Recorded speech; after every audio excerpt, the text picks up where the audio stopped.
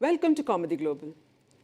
Governor or Lieutenant Governor in Kashmir, Manoj Sinha, while walking all the way from Dal Lake to Srinagar's Raj Bhavan and leading a thick troop of his civil and police officers for the first time, told the media on Sunday that raising of the Pakistani flags had become a part of the valley's history. The Lieutenant Governor declared, from now on, only the Indian national flag will flutter here. Sinha made the significant statement on August 14, Pakistan's Independence Day. Up until recently, green flags could be seen on lampposts and trees around the valley. The Har Ghar Tiranga campaign of Prime Minister Narendra Modi saw a spectacular siege across the valley on August 13, 14 and 15. Sinha had reasons to his optimism. The Lieutenant Governor was speaking to the media after presiding over a ceremony at which a 7,500 square feet tricolour was displayed at the banks of the world-famous lake. Organized jointly by the Institute of Hotel Management Srinagar, of the Union Ministry of Tourism and Himalayan Mountaineering Institute, Darjeeling, this event was part of the culmination of the nationwide patriotic campaign Azadi Ka Amrit Mahotsav on the 75th anniversary of the Indian independence. On the same day, a human chain of around 500 Kashmiris shouldered arguably the country's longest tricolour, 1,850 meter long, at the recently inaugurated Bakshi Stadium in Srinagar. A sparkling multitude of 5,000 common people, officials, students and sportspersons cheered Sinha's presence at the historic occasion. On the concluding day, Monday 15th August, the Indian national flags of multiple sizes generated a valley-wide festival of colours.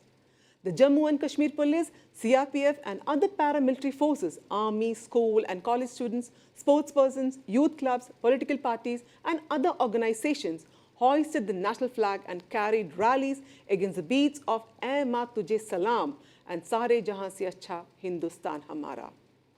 In a sharp contrast to the past, there were no protest demonstrations, no clashes, no Pakistani slogans or flags anywhere in Kashmir, either on Pakistan's or India's Independence Day.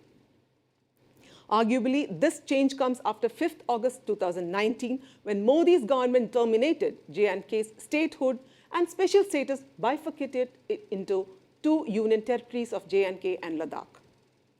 Two particular political ideologies have dominated Kashmir in the last 23 years. On the one side, Farooq Abdullah's National Conference and Mufti Muhammad Saeed's People's Democratic Party have represented and upheld a sub-national aspiration, respectively demanding greater autonomy and self-rule.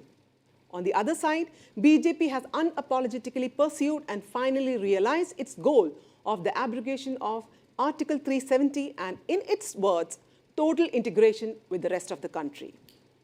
While NC's Makdul Sherwani became the Pak Army-guided tribal raiders' first target at Baramulla in 1947, NC's Mohammad Yusuf Halwai was the first civilian or political worker killed in Kashmir in the beginning of militancy in August 1989. Going backward, there was no terrorism in 2002 to 2008, which had been militarily as well as politically contested in 1996 to 2002.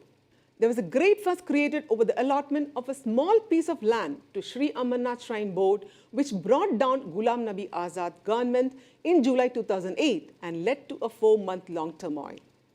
That particular agitation not only revived separatism and militancy, but also divided the people of Jammu and Kashmir on regional and communal lines. The state, with different fluctuations, remained in that toxic mode till June 2018. In fact, the polarization has not yet subsided completely. In 2009, Mehbooba Mufti raised a hell over an incident of the mysterious death of 2 young women in Shopian. She alleged publicly that they had been raped and murdered. She alleged that the rapists and killers had applied vermilion into their hairline before killing them. At least 8 people got killed and hundreds injured in that agitation. Worse came in 2010, when around 100 people got killed and thousands injured in a season of clashes. And the climax came during Mehbooba's own government, when the Hizbul Mujahideen's poster boy Burhan Wani was killed in an encounter with security forces in Anantnag district. The consequences were obvious. From July to October in 2016, Pakistan's slogans and flags dominated every inch of Kashmir.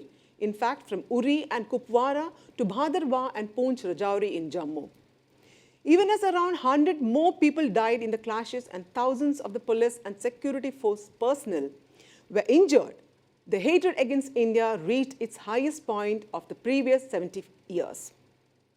Even after the street turbulence died down, Pakistan, her militants and separatists were in total command of the situation in Kashmir in 2017 and 2018. Most of the cricket and football matches those days would start with playing of Pakistani national anthem and hoisting of the country's national flag. The police and the security forces experienced the history's worst demoralization. Hardcore terrorists escaped from jails and hospitals and killed police forces and men in broad daylight. The turning point came in three historic developments in 2018-2019.